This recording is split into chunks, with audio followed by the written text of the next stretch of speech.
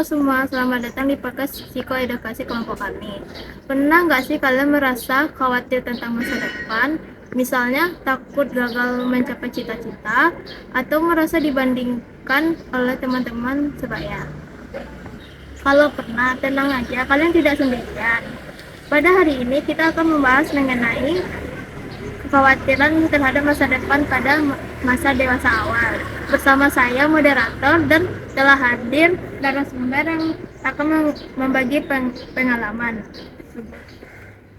serta dua pemateri yang akan membantu menjelaskan fenomena tersebut dari sudut pandang psikologi perkembangan. Baik, langsung saja kita mulai. Izin bertanya ya kak, kakak pernah nggak sih mengalami kekhawatiran terhadap masa depan? Dulu sering sih kak, kayak saya sering mengalami namanya yang overthinking gitu. Saya berpikir kayak bisa nggak sih dapat pekerjaan yang layak, dapat kerjaan yang saya impikan, terus yang mampu membahagiakan keluarga saya. Terus kalau dilihat sekarang ya, banyak teman-teman saya yang sudah banyak dapat pekerjaan, punya usaha. Terus saya merasa jadi kayak tertinggal gitu loh kak. Saya merasa kayak apa ya, saya tuh kayak nggak ada pendirian pada diri saya sendiri gitu. Terima kasih ya kak sudah berbagi cerita. Mungkin banyak mahasiswa yang lulus terhadap dunia pendidikan, tapi saya juga pernah mengalami hal. Nah, saya akan bertanya kepada pemateri pertama. Sebenarnya mengapa kecemasan terhadap masa depan sering muncul pada dewasa awal? Nah, sekarang sudah datang pematerinya. Silakan Bang menjawab pertanyaan dengan mengapa sih kecemasan terhadap masa depan sering muncul pada dewasa awal? Sebenarnya ini masalah yang cukup wajar ya, apalagi terhadap kalangan remaja yang berada di fase dewasa awal. Karena di fase ini, para remaja harus bisa menanggung tanggung jawab baru, menemukan tujuan hidupnya, serta memaknai hidupnya. Entah itu melanjutkan pendidikan tingkat lanjut, atau menemukan sebuah pekerjaan, atau bisa saja mahasiswa tersebut membangun hubungan sosial yang lebih kokoh dengan masyarakat. Saya beri contoh, mahasiswa tingkat akhir yang cemas, takut, bimbang akan kehidupannya setelah lulus dari kampus. Apa yang akan dia lakukan? Melanjutkan pendidikan yang ke tingkat yang lebih tinggi kah? Atau menemukan pekerjaan yang layak agar hidupnya sukses? Seperti itu. Berarti kecemasan seperti itu sebenarnya cukup normal ya Bang?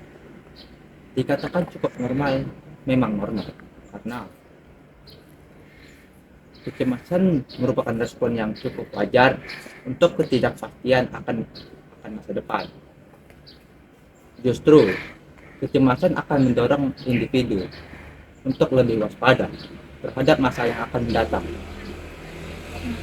Menarik sekali ya Bang. Apakah ada teori yang menjelaskan mengapa hal ini sering terjadi pada dewasa awal? Sebuah teori ada, teori yang bernama Emerging Adulthood dari Jeffrey Parnell. Teori ini mengatakan masa dewasa awal adalah masa di mana individu untuk mengeksplorasi, untuk menemukan tujuan hidupnya, untuk menemukan makna hidupnya. Seperti itu. Pada fase ini juga, individu masih berusaha menemukan siapa dirinya, apa tujuan hidupnya, serta arah masa depan seperti apa yang ingin dia capai. Contoh, pada umur 7 tahun, dia bermimpi ingin jadi seorang dokter. Kemudian lanjut ke umur 13 tahun, dia bermimpi menjadi seorang politik. Terus di saat dia sudah kuliah berumur 18 tahun, dia menukar lagi mimpinya menjadi seorang polisi. Tapi pekerjaan yang dia dapatkan setelah lulus dari pendidikan. Bijaklah salah satu dari impian-impian yang ia impikan di masa lalu. Karena dalam proses pencarian jati diri seperti ini, individu sering merasa bingung, tidak jelas, bimbang, tidak yakin, dan pada akhirnya mengalami kecemasan yang cukup berat terhadap masa depannya, seperti itu. Saya kembali ke narasumber. Ketika mengalami kecemasan atau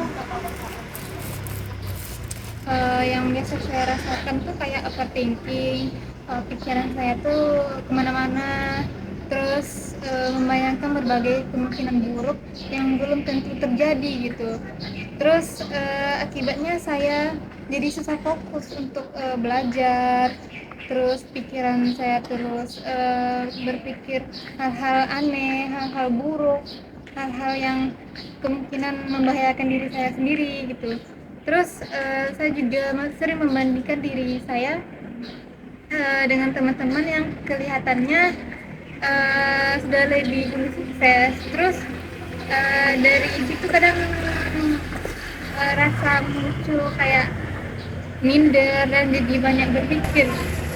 Nah, saya rasa ini juga sering dialami oleh banyak orang. Baiklah, saya ingin meminta pendapat pemateri 2. Kepada pemateri 2 dipersilakan.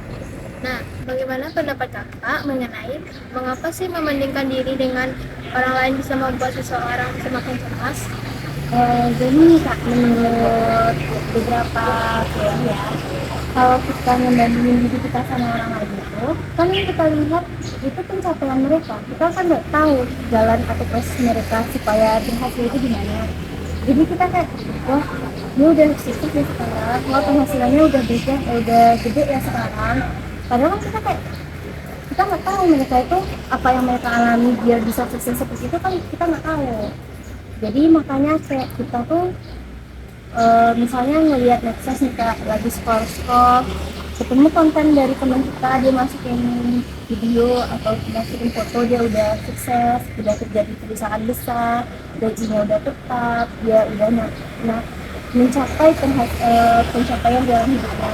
Nanti tiba-tiba kita tuh mikir, kok aku nggak bisa ya kayak mereka, kok aku kayak gini-gini aja ya, atau enggak aku gagal ya. Padahal kan setiap orang itu punya kondisi, punya jalur mulai yang berbeda dengan orang lain. Benar juga ya kak. Kadang kita hanya melihat di akhirnya saja. Apakah kondisi ini ada kaitannya dengan tugas atau perkembangan dewasa? Tentu ada ya Kak. Jadi menurut teori Erik Erikson, dalam masa dewasa awal ini kita lagi mengalami yang namanya intimidasi versus isolation. Jadi itu Kak,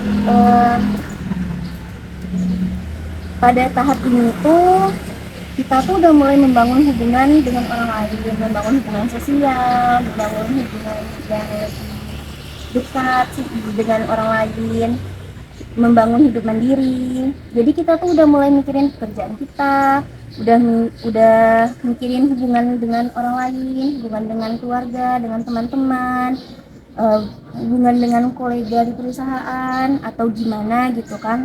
Terus pas kita ngerasa belum mencapai pencapaian itu bikin kita overthinking, apalagi kalau ngelihat teman sebaya kita yang udah mencapai pencapaiannya itu, makanya kita membandingkan diri sama mereka. Nah, makanya hal tersebut itu yang bikin kita makin cemas sama masa depan. Gitu ya kak. Ya, Kalau kecemasan ini dibiarkan terus-terusan, apa sih dampaknya kak bagi kita? kecemasan tadi kan sebenarnya normal ya Kak, itu bentuk respon dari diri kita, tapi sesuatu yang berlebihan itu tapi tidak baik ya Kak. Kalau misalnya kecemasan ini kita biarkan sampai berlebihan, sampai benar-benar overthinking, pasti ada dampak negatifnya ke kehidupan kita. Contohnya tadi kayak kurang fokus belajarnya, kurang fokus bekerjaannya, banyak pikiran, bisa sampai kurang tidur karena kan banyak pikiran kan, jadi kita nggak mungkin tidur kan.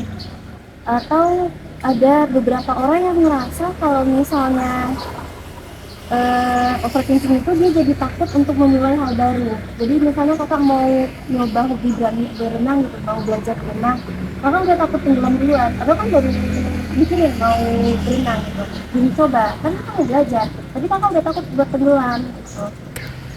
Baik Kak. Lalu, apa yang bisa dilakukan untuk mengatasi kecemasan terhadap masa depan? Jadi Kak, ada beberapa hal yang bisa kita lakukan ya Kak. Yang pertama itu memahami bahwa masa depan memang tidak dapat diprediksi sepenuhnya ya Kak. Nah, yang kedua, kita fokus pada hal-hal yang bisa kita kendalikan.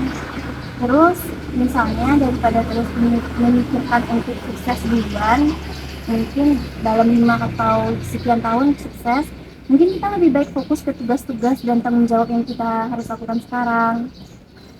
Oh begitu ya Kak. Nah, menurut Abang, apa yang bisa dilakukan untuk mengatasi kecemasan pada masa depan ini?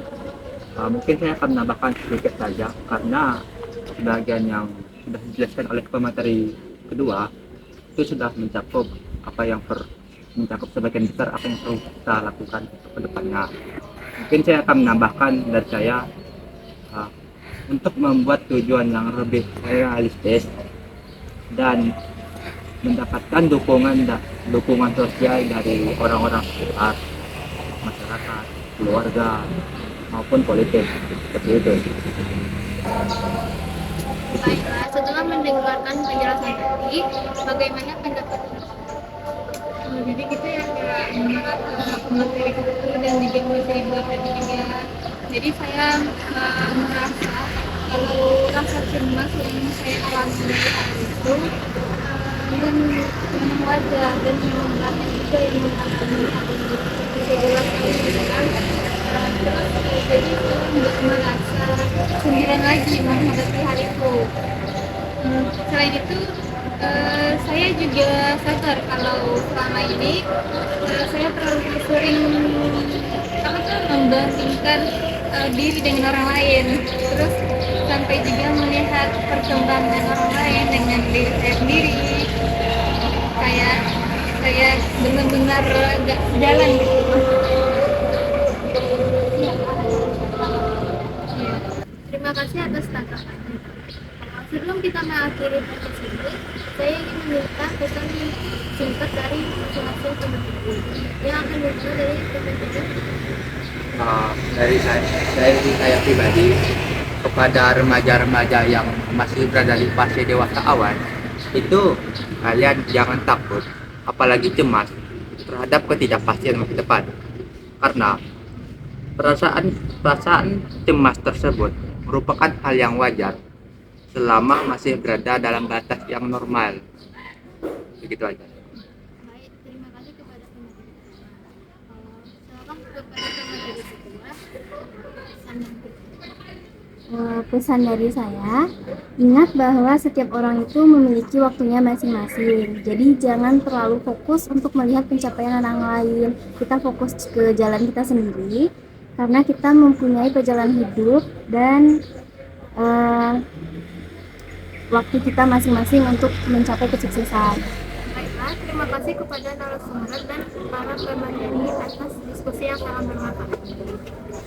Dari pembahasan hari ini dapat disimpulkan bahwa kecemasan terhadap masa depan merupakan hal yang cukup umum yang dialami oleh individu pada masa dewasa. Kecemasan ini dapat muncul karena berbagai tuntutan kehidupan ketidakpastian maupun kebiasaan membandingkan diri dengan orang lain. Namun, dengan memahami diri sendiri, menetapkan tujuan yang realistis, serta memperoleh dukungan sosial, kecemasan tersebut dapat dikelola secara lebih sehat. Saya selaku moderator mengucapkan terima kasih kepada seluruh pendengar yang telah mengikuti podcast ini. Sampai jumpa pada kesempatan selanjutnya. Salam sehat dan semangat jalani proses kehidupan masing-masing.